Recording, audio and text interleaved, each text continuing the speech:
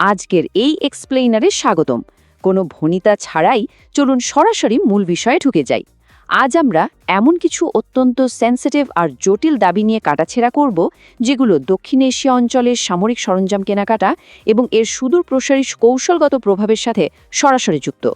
তো source material থেকে পাওয়া দাবিগুলোকে চলুন ধাপে ধাপে ভেঙে একটু সহজভাবে বোঝার চেষ্টা করি। এই পুরো আলোচনাটাকে আমরা মূলত 5টি অংশে ভাগ করেছি। 1. Multirole combat aircraft options. 2. The billion dollar procurement plan. 3. A regional strategic shift. 4.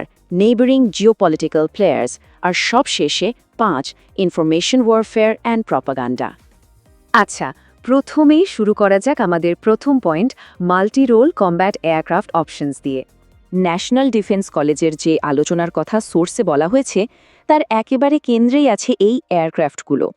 এগুলো কিন্তু যে সে বিমান না, এগুলো হলো বহুমুখী সামরিক প্রতিরক্ষা প্ল্যাটফর্ম, মানে একই সাথে এরা অনেক ধরনের মিশন সফলভাবে শেষ করতে পারে। আধুনিক সমরাস্ত্রে এই ধরনের ফাইটার জেট থাকা মানে যে কোনো দেশের প্রতিরক্ষা এবং আক্রমণাত্মক সক্ষমতার গেম পুরোপুরি চেঞ্জ হয়ে যাওয়া। সম্ভাব্য ক্রয়ের যে তালিকাটা সামনে এসেছে, সেখানে বেশ কয়েকটা হেভিওয়েট নাম আছে, যেমন ধরুন বহুল পরিচিত আমেরিকান F-16 এবং অত্যাধুনিক F-35। এর পাশাপাশি রাফায়েল, থান্ডার এবং জিসিএল এর মতো যুদ্ধবিমানের নামও কিন্তু বেশ জোরে সোরেই শোনা যাচ্ছে। ঠিক এখানেই বিষয়টা বেশ ইন্টারেস্টিং মোড় নেয়। খেয়াল করলে দেখবেন সোর্সে আমেরিকান টেকনোলজির সাথে আমাদের এই অঞ্চলে তৈরি অন্যান্য বিকল্পগুলোর একটা সরাসরি তুলনা টানা হয়েছে। একদিকে যেমন F-16 বা F-35 এর মতো অত্যাধুনিক ওয়েস্টার্ন অ্যাসেট আছে, তেমনি পাশাপাশি ভারত, থান্ডার বা ZCL এর মতো আঞ্চলিক অপশনগুলোর কথা উঠে আসছে। বোঝা যাচ্ছে অপশনগুলো বেশ খোলামেলাই রাখা হয়েছে। আর হ্যাঁ, সামরিক সরঞ্জাম ক্রয়ের এই আলোচনা যে শুধু প্রথাগত যুদ্ধবিমানের মধ্যেই আটকে আছে, ব্যাপারটা কিন্তু এমন না। সোর্সের দাবি অনুযায়ী এখানে ভার্টিক্যাল টেক অফ ড্রোন, অর্থাৎ যেগুলো খাড়াভাবে উঠতে বা নামতে পারে, সেগুলোর কথাও খুব গুরুত্ব দিয়ে বলা হয়েছে। বুঝতেই পারছেন যে কোনো আধুনিক ডিফেন্স প্ল্যাটফর্মে এটা কত বড় একটা অ্যাডভান্টেজ। এবার আমরা যাব আমাদের দ্বিতীয় সেকশনে, the billion dollar procurement plan. এই পয়েন্টের সবচেয়ে চোখ কপালে তোলার মতো বিষয় হলো বাজেটের সাইজ। সোর্সে খুব স্পষ্টভাবে একটা এয়ারক্রাফট কর্পোরেশনের সাথে সম্পর্কিত $2.2 বিলিয়ন একটা ফিগার উল্লেখ করা হয়েছে। একটু চিন্তা করে দেখুন, $2.2 বিলিয়ন। সামরিক খাতে এই অঙ্কটা যে কতটা বিশাল এবং কৌশলগতভাবে কতটা সিগনিফিক্যান্ট, সেটা তো আর আলাদা করে বলার অপেক্ষা রাখে না। তো এত বড় বাজেটের পর আমাদের তৃতীয় সেকশনটা এমনিতেই চলে আসে, আ রিজনাল স্ট্র্যাটেজিক শিফট।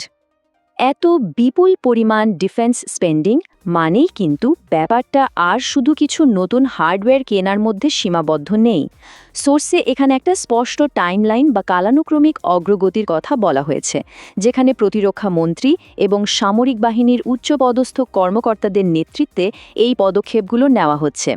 যেমন অক্টোবরের চিফ অফ স্টাফ কমিটির কথা বলা হয়েছে, নভেম্বরের ফরমেশন নিয়ে কথা হয়েছে, আর ভবিষ্যতের জন্য একটা LTP বা লং টার্ম প্ল্যানের ছক কষার কথাও স্পষ্ট করা হয়েছে।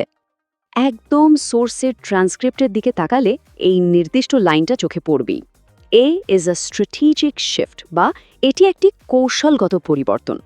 এ কয়েকটা শব্দই কিন্তু বুঝিয়ে দেয় যে এই বিশাল কেনাকাটা আসলে দক্ষিণ এশিয়ার ভূ রাজনীতিতে দীর্ঘমেয়াদী একটা শিফট বা ক্ষমতার ভারসাম্য পরিবর্তনের খুব স্পষ্ট একটা সিগন্যাল। আর এই কৌশলসঙ্গত পরিবর্তনের সাথে জড়িয়ে আছে আমাদের 4 নম্বর পয়েন্ট, নেইবারিং জিওপলিটিক্যাল প্লেয়ার্স।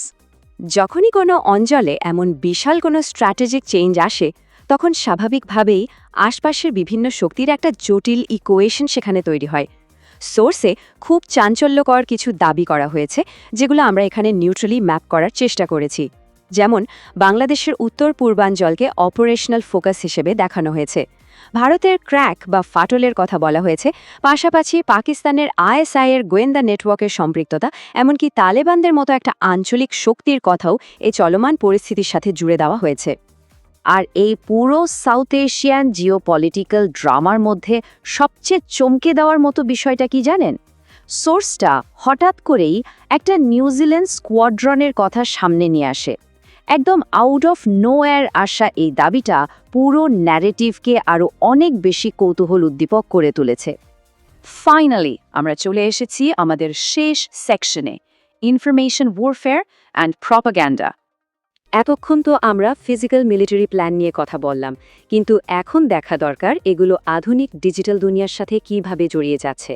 সোর্সের দাবি বলছে এই সামরিক সরঞ্জাম কেনাকাটার খবরগুলোকে ঘিরে ফেসবুক, হোয়াটসঅ্যাপ, বিভিন্ন সোশ্যাল মিডিয়া এবং আইটিভি নিউজ নেটওয়ার্কের মতো ব্রডকাস্ট প্ল্যাটফর্মগুলো রীতিমতো প্রক্সি মেসেজিংয়ের মূল যুদ্ধক্ষেত্রে পরিণত হয়েছে।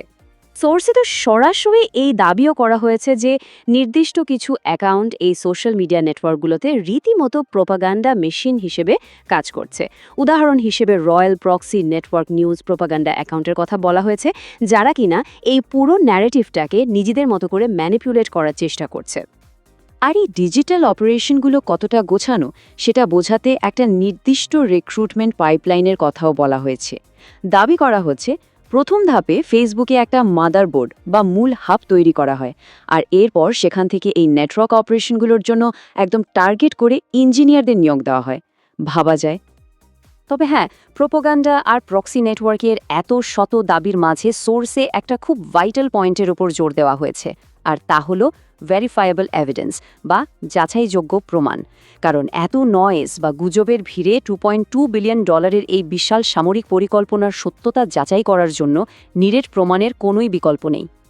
তো আজকের এই বিশ্লেষণ শেষ করার আগে একটা প্রশ্ন সবার ভাবনার জন্য রেখে যেতে চাই। আধুনিক মাল্টি রোল সামরিক সরঞ্জাম ক্রয়ের মতো সেন্সিটিভ পরিকল্পনাগুলো এখনকার প্রক্সি প্রোপাগ্যান্ডা নেটওয়ার্কের সাথে ঠিক কতটা আষ্টেপৃষ্ঠে জড়িয়ে আছে? এই পুরো আলোচনা থেকে একটা ব্যাপার কিন্তু একদম দিনের আলোর মতো পরিষ্কার। আধুনিক প্রতিরক্ষা কৌশল এখন আর শুধু আকাশের যুদ্ধবিমানেই আটকে নেই, এটা এখন ডিজিটাল ইনফরমেশন ওয়ারফেয়ারেরও একটা বিশাল রণাঙ্গন। সবাইকে ধন্যবাদ এই জটিল বিষয়টি আমাদের সাথে থাকার জন্য।